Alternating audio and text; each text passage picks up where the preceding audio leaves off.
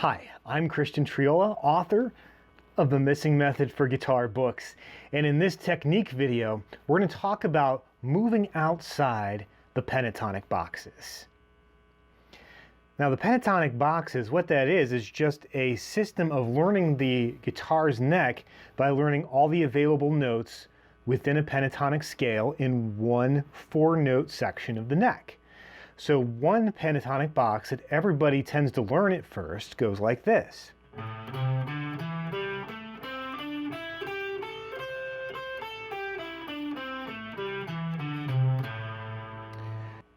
You learn that pattern, and then from there you can come up with your own solos. And all you're doing is playing notes that are from that scale or from that scale box. And that's a great system because then you can learn the other scale patterns that surround that, like, and there's a total of 5. And there's a total of 5 because each box starts on a different note of that scale. And since the pentatonic scale is 5 notes, you get 5 starting points. And there's nothing wrong with these boxes. They work great, they sound great, and you can get really creative within them. But the problem is they do have their limitations. For example, the most commonly learned box, the one I was doing earlier, that's as high as you can go, is that high C, and the lowest is that low A. Now that is a pretty good range, so it's not like you'll be wanting for more notes, but look at the rest of this neck. You have a lot of other possibilities to choose from, and so you're kind of limiting what you can do. So if the music calls for something to go even more exciting and go higher, or something that needs to go darker and lower, you're a little bit stuck. You can still do some cool things, but again, there are limitations. So what we're going to do in this video is show you how to break away from that box to open up your playing in fresh new ways. So let's get to it. So to start off, we're going to take a look at that first box that I showed you. It's the A minor pentatonic scale starting on the note A.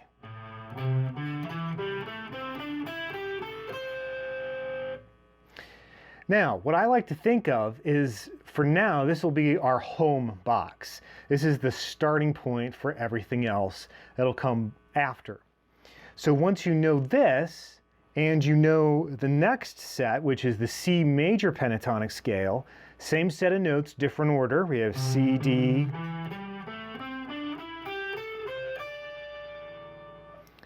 you can then connect these two in a lot of different ways. Because what we have is a lot of crossover notes. In fact, if you listen to the A minor again, now let me start that same scale, but this time on this note, the second note of that scale. And now I'll play the C major down here.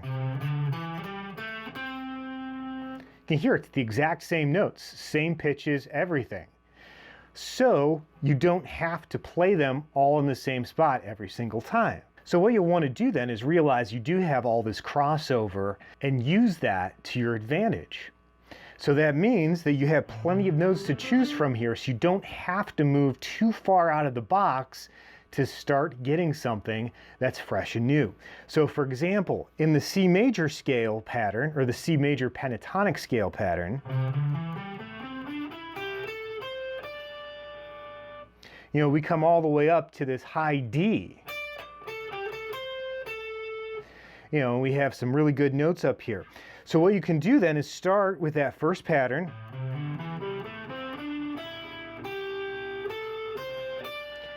and then slide into the next pattern. And then take it back. And so now we've extended our possibility of notes, the number of notes we can play in that region. So you can just kind of stick with this and move right up into the next box. The next thing you can do, of course, is take that home box again, and this time go the opposite direction. We're going to go lower. So the pattern that fits that lower section, here's the A that we started on. So we'll go back to the note G, And now we'll play through the A minor pentatonic scale in this position.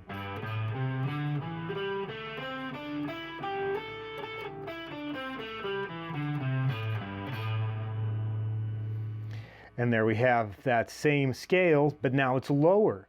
So now we're getting into lower notes, notes we didn't have available to us down here. And so there's a lot more possibility now. So now we can start with this low G, crawl through a couple notes of that scale, come into the home box, then come up to the C major box. And now we have this larger range to work from.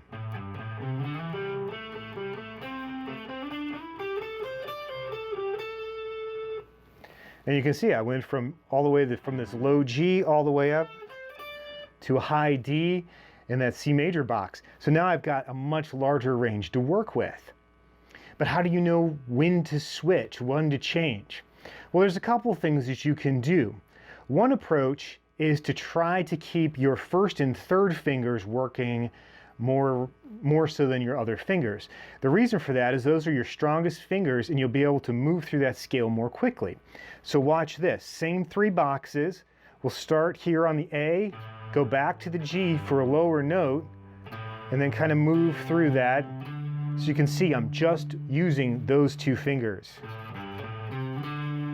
But then if I want to go to the fourth string, I have to kind of drop back a note. So that's the note E. So instead of dropping back, we can then slide up, and that allows our first and third fingers to be able to play through several strings in this region of the neck. So we have first finger, first finger, third finger, slide up, first finger, third finger, first finger, third finger, slide up. Then you have to shift a little bit to get to the last two strings. First finger, first finger, third finger. So the whole time we're using two fingers and we're playing through quite a large range of notes.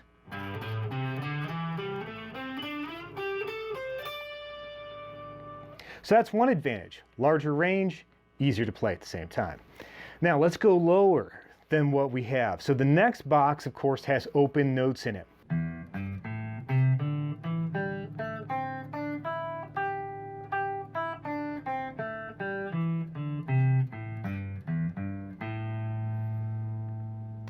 So those are all the notes that you'll find in that open position. So again, you can connect that to what you've already done, connecting the open box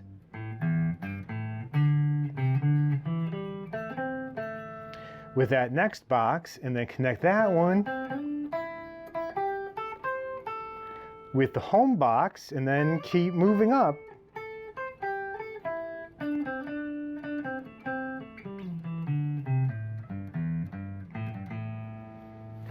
And so I just went from the open position to the second box, to the A minor pentatonic box, to the C major box. Now the nice thing about that open position is that you can repeat that up an octave at the 12th fret. So that means any open string is now going to be the 12th fret, and it'll sound like this. You have 12, 15, 12, 15, 12, 14, 12, 14, 13, 15, 12, 15, and then you would just go back down.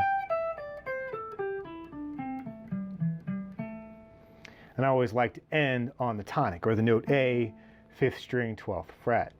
So you now have four boxes. One of them is now an octave higher.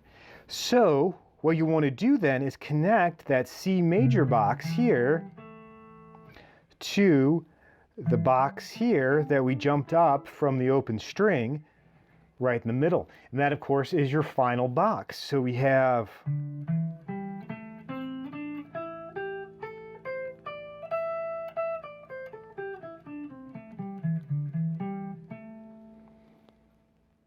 So now we can maneuver all around the neck, connecting all those boxes together. So there's a lot of different ways you can do that, and you could probably find hundreds of different combinations in order to really get to know all these boxes. But the simplest way is simply take one box, connect it to the next one, and then once you've got that, move through that box, connect it to the next one, go forwards, go backwards, until you're all the way through every single box. So here's one example of what I mean.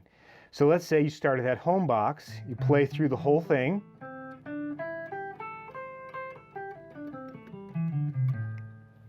and now your goal is to move from this box into the C major box like we did earlier. So one approach is just start off the scale pattern, play 3 strings, slide up, and finish off the scale in the other box. But then once you've done that, go back down in that box only, and then skip back to where you started. So I'm just taking one scale, moving it up, going through just that scale box, moving it back. And that's a great place to start. You don't want to think about every single box every single time. You want to just know one, move out of it, come back to it. Move out of it, come back to it. And then start expanding further and further until you're comfortable moving from one box to the next anywhere on the neck. So I'd suggest doing that in the key of C or A minor, same thing, all over the neck. Get good at it, know those boxes, know how you can move outside of those boxes quickly. And then your next step is to change keys. And that's not too difficult. Let's say, for example, I wanted to go from A minor to G minor, a whole step back. It's going to work exactly the same because here's our G minor box. Here's B flat major, the major that goes with G minor.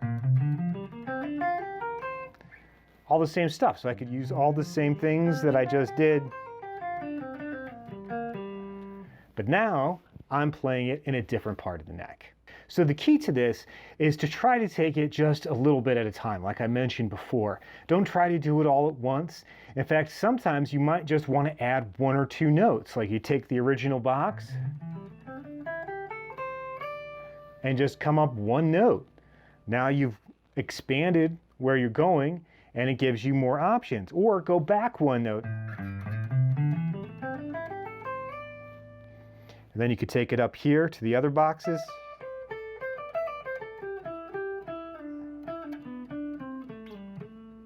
I kind of added an extra note there, you might have noticed, but for the most part, still pentatonic scale there.